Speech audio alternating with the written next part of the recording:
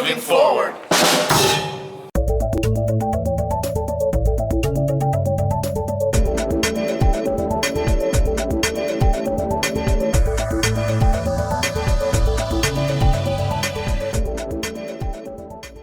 Sitting all day can be a difficult task for younger students.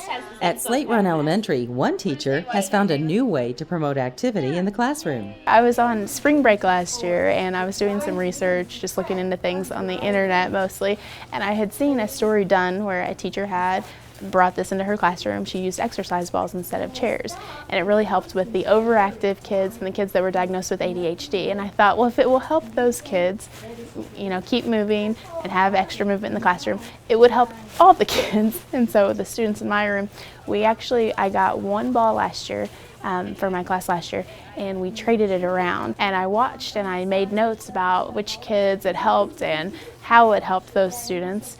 And I realized everyone could use this. After last year's success, Mrs. Bratcher applied for a Donors Choose grant so that each student could have an exercise ball in the classroom. Donors Choose is a website that uses educators, and it helps to fund grants all over the United States. It's a national organization. When I filled out my Donors Choose grant, the company Spark was matching every donation, and so half of the funding came from the company Spark, which helps educators around the United States.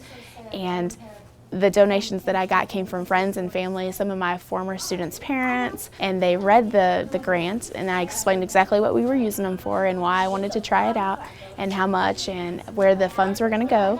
The Donors Choose grant was fulfilled in about a week and a half.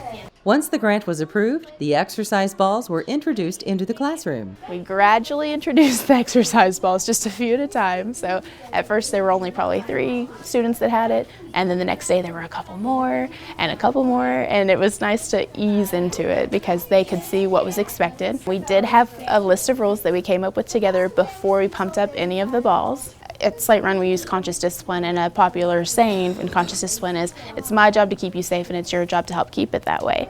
And so we're keeping them safe and we're keeping people around us safe because they're not out of control.